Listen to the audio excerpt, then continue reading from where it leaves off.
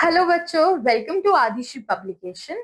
आज मैं लाई हूँ आपका chapter number 11, air around us. ये आपके साइंस का चैप्टर है। इसको स्टार्ट करने से पहले आप मुझे बताइए कैसे हैं आप लोग। एनर्जाइज्ड और फ्रेश फील कर रहे हैं? अगर नहीं फ्रेश फील कर रहे हैं तो एक डीप ब्रेथ अंदर लीजिए और उसे होल्ड कर लीजिए, क्योंकि आज का चैप्टर है भी हमारा एयर के बारे में। एयर के बारे में हम पढ़ेंगे, हम ये देखेंगे कि एयर होती क्या है, क्यों इंपॉर्टेंट होती है और एयर की प्रॉपर्टीज क्या होती है। तो जल्दी से एक गहरी सांस भरिए और तैयार हो जाइए इस चैप्टर को पढ़ने के लिए। ठीक है? अभी तक आपको चैप्टर्स समझ आ रहे हैं ना? मजा आ रहा है चैप्टर्स पढ़ने में? आई होप आ रहा होगा। ठीक है, इन चैप्टर्स को पढ़िए, रिवाइज कीजिए और सबसे इम्पोर्टेंट समझिए। ये आपको समझना बहुत जरूरी है। ठीक?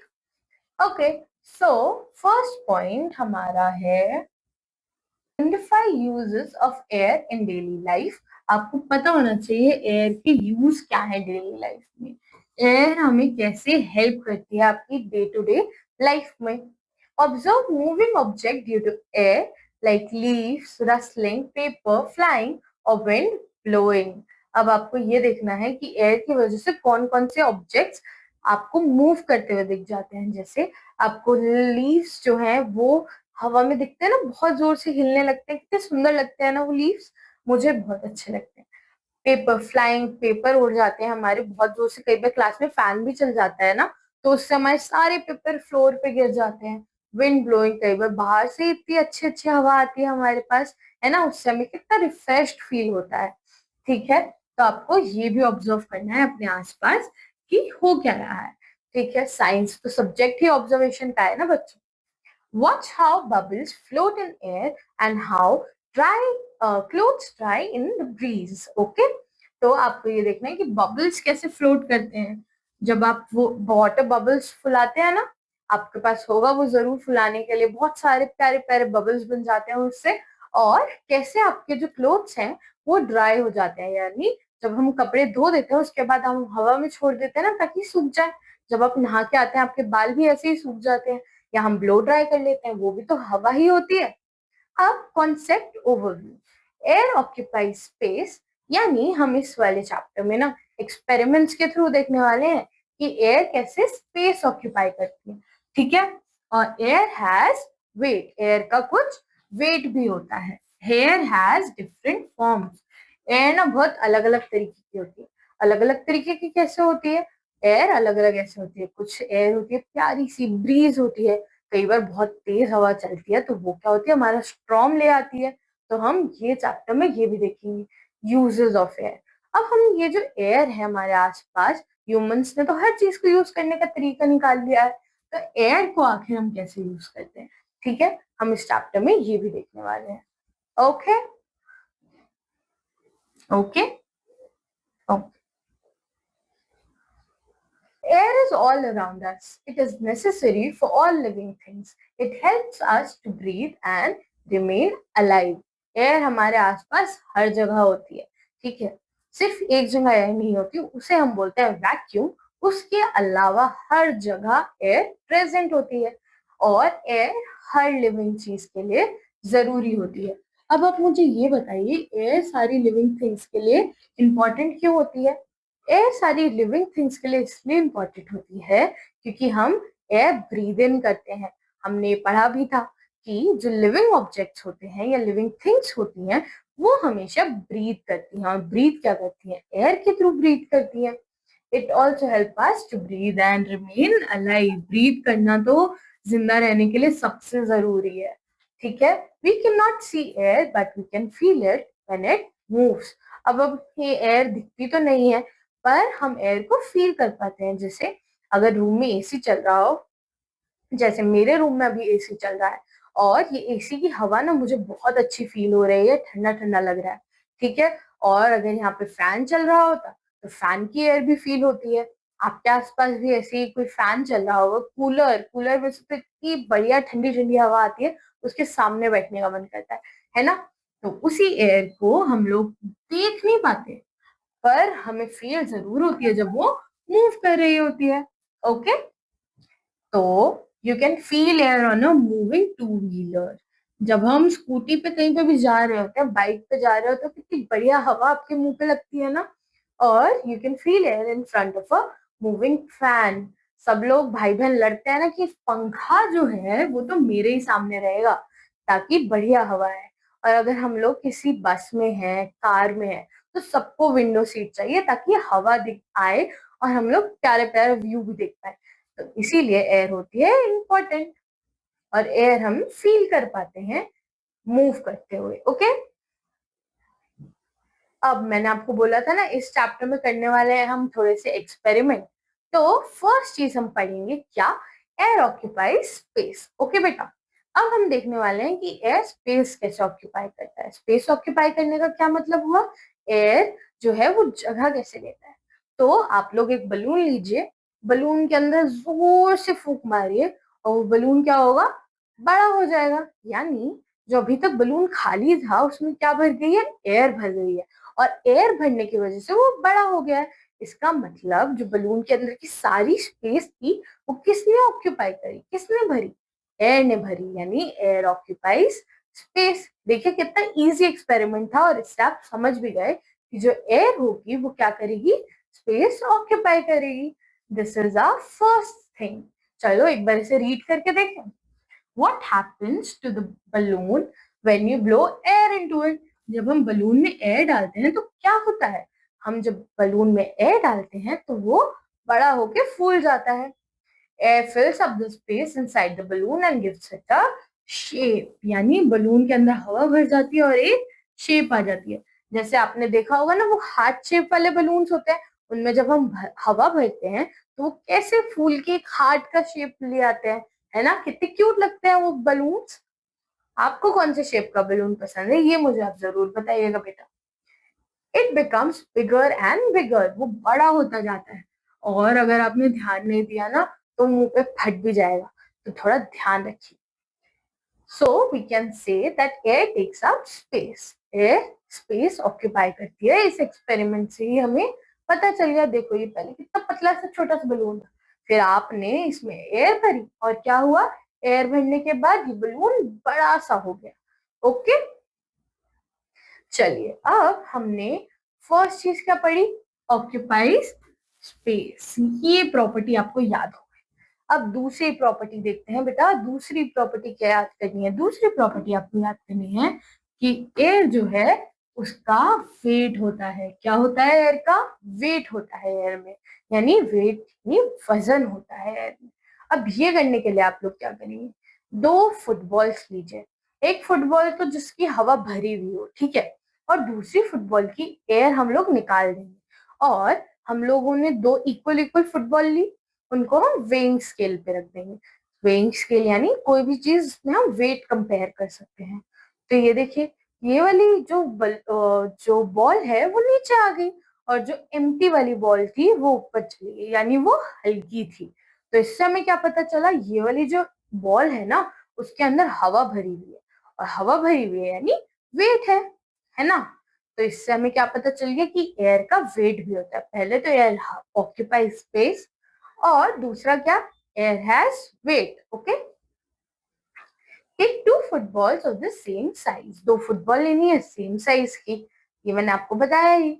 Fill one of them with air, keep the other empty. एक में हमने हवा भर दी, एक को हमने खाली छोड़ दिया, ठीक है। फिर क्या हुआ, put both the footballs on pan of a balance, what do you सी।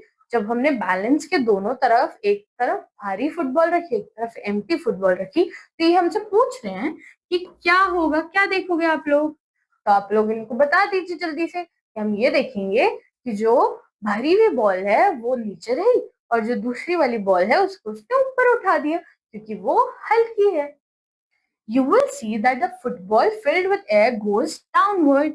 यानी जो भरी हुई बॉल थी, फुटबॉल थी, वो क्या हुआ, वो डाउनवर्ड यानी वो नीचे चली गई, और एम्प्टी बॉल्स गोज अपवर्ड। जो हल्की बॉल थी वो कहाँ चली गई, ऊपर चली गई, ठीक है।